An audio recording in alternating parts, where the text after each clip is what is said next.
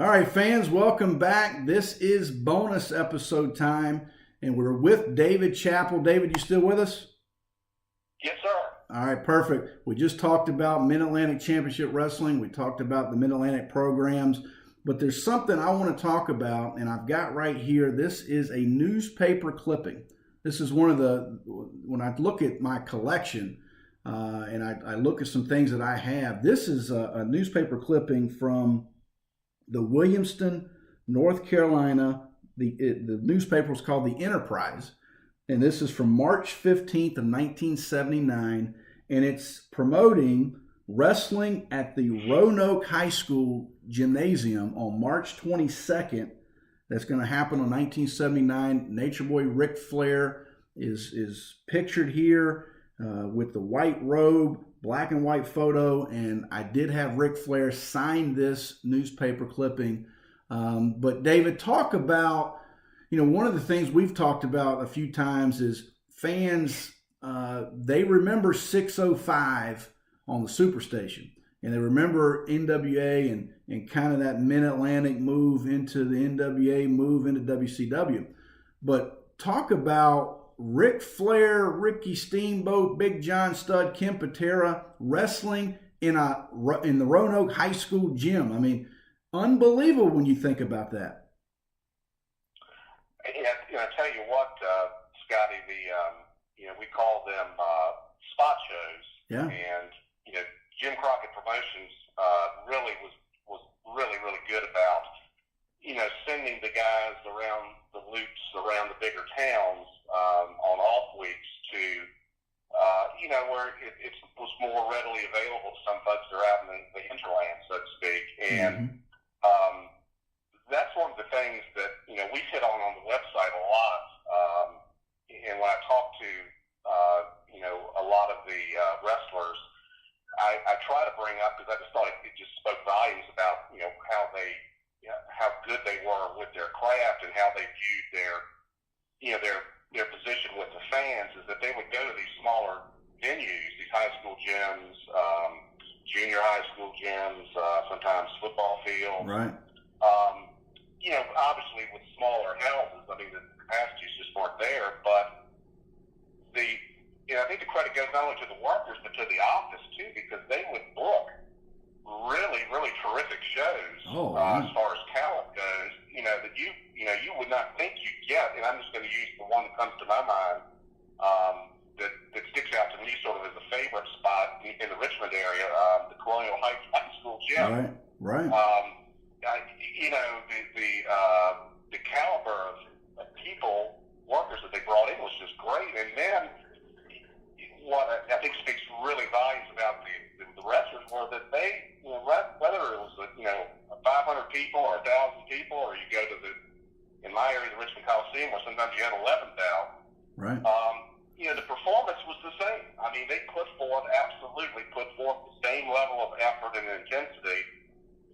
And that's not just saying it. I mean, if you were there, you could see it. And typically at a spot show, you were closer to the ring. It's a smaller venue. You could see the effort and the enthusiasm, and that didn't change from when they were in Colonial Heights on one Friday night, and they came back to Richmond the next Friday night in front of 11,000. It was that same effort, and you got to see the same caliber of stars. And I don't know if that was this way everywhere. I suspect not. But certainly in the Carolinas and Virginia, we were fortunate to, you could go to your own high school and see a show that would sell out or close to sell out, a big venue. And to me, that's another reason that made Mid-Atlantic so special, is that the talent got around to smaller venues, and they put forth every bit the level of effort in the smaller venues that they did in the big ones. Yeah, I mean, it just, you talk about things that kind of shaped your childhood. Being able to sit on a metal chair, front row, and watch Big John Studd and Ken Patera tag was something I will never forget as a kid. And then the next show we went to, we're waiting on the main event, and here comes the TV traffic helicopter that drops down and out walks Ric Flair to the ring to take on Jimmy Snuka. I mean, you can't, when you talk about that, I mean, you're talking about in today's world, we're talking about pay-per-view events. And here we are at a high school football field. It's just incredible looking back. Oh, and Scottie, while I'm thinking about it, you sort of jogged something that I need to follow up on the Gateway. I've actually did a series, and I started sort of a series on hitting the spot, is what I called it. It was basically spot show venues around the Carolinas and Virginia, and I've done a couple. I did one to help with some of our people to follow the site, and went to these spot shows.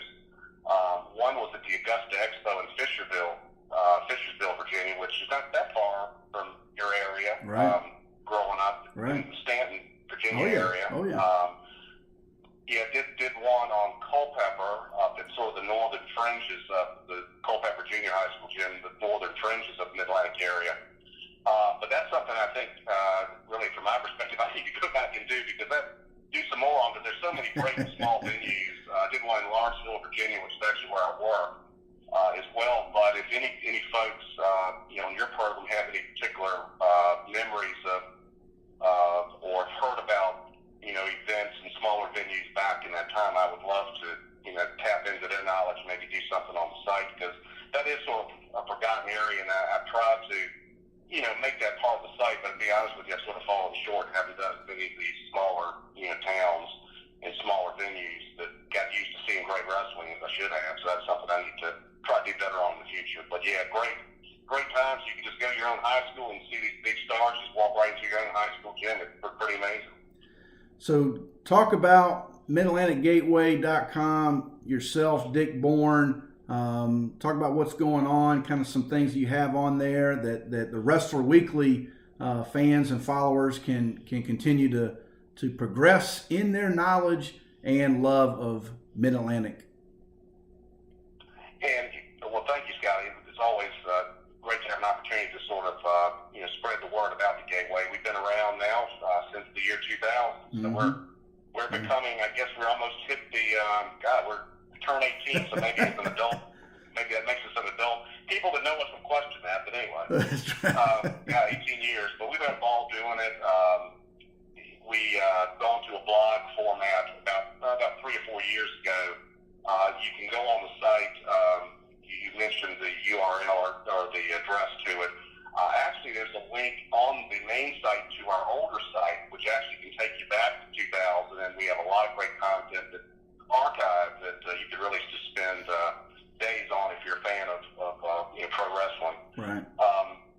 Currently, we've got a couple of, I think, really neat things that are going on. Dick has done a lot of good pieces on the Mid-Atlantic Wrestling finally going up on the WWE Network. Right. And there's almost 100 shows that have gone up within the last couple of weeks in the 81 to 83 time frame. Right. He's done some good pieces on those, breaking down a couple of things about that. I think that's a wealth of visuals that we have not had access to before as Mid-Atlantic fans. So I invite folks to read about that. I'm actually doing with Mr. Richard Steamboat, doing a piece that'll probably be a couple more segments about it, but it was a great Greensboro show on September 3rd of 78, where there was a title change where the good guys walked out with the belts. But the next week on Mid-Atlantic TV, and this is where my audio tapes come in, Scottie, right. There was a little bit of controversy about that, and I'm going through sort of dragging it out as much as I can, but it's pretty cool, the controversy that happened 4 or 5 days afterwards, where that title win by the good guys was brought into question by the bad guys. And Bob Geigel, the president of the NWA, might have to get involved and maybe might have to render a decision. So that's sort of my current contributions, but a lot of good stuff just across the board. But there are a couple of the things that are up currently. We try to update it. Dick does a great job of keeping it updated, a number of times every week with new content. So definitely, ask everybody to pay us a visit if they haven't before. If they have, continue to visit. We also, on Twitter, we have a Twitter presence as well. That's going to be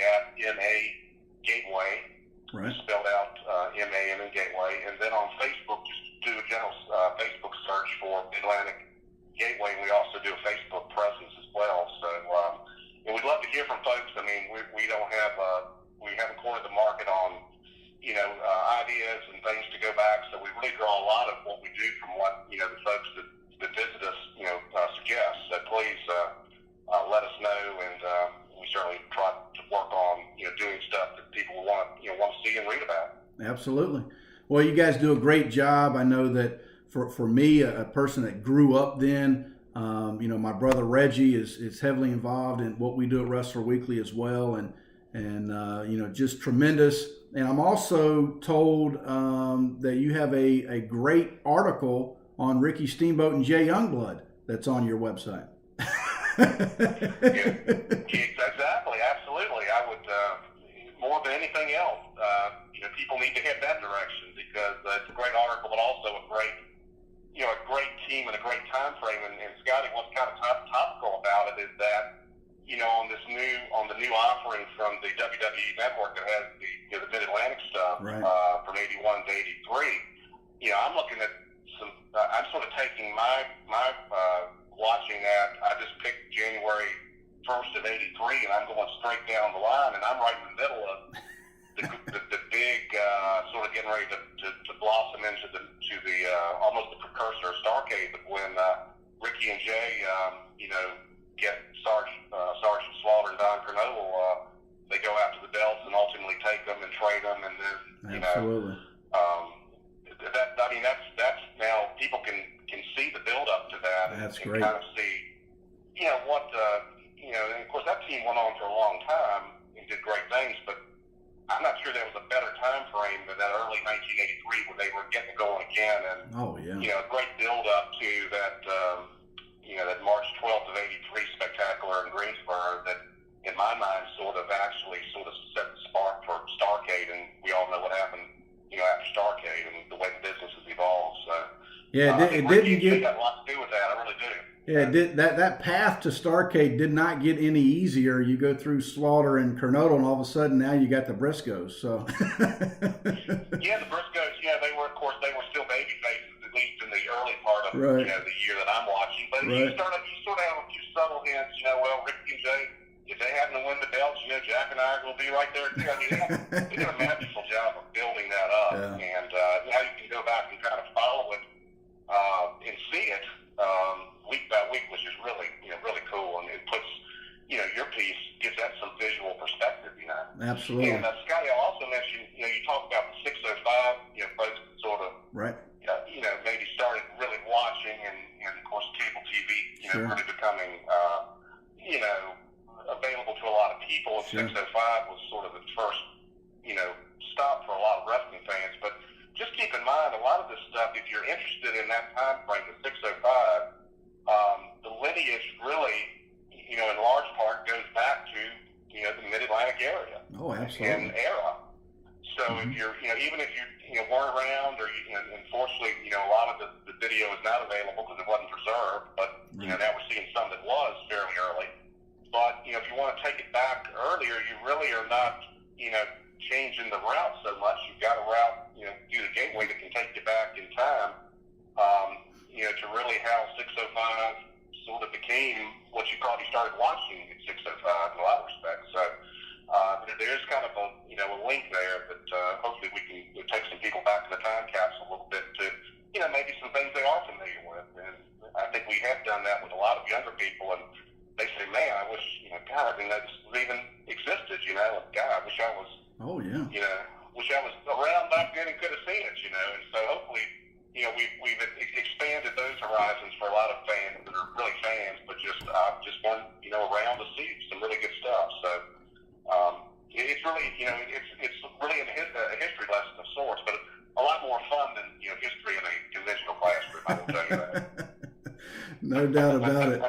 Well, David, I'm going to wrap up. I really appreciate you joining us this week, and please, fans, go out there and check out MidAtlanticGateway.com. The things that David and Dick are doing is just tremendous. You can follow us on all of our social medias, Twitter, Facebook, Instagram, at Wrestler Weekly. Follow us every Wednesday night at 9 p.m.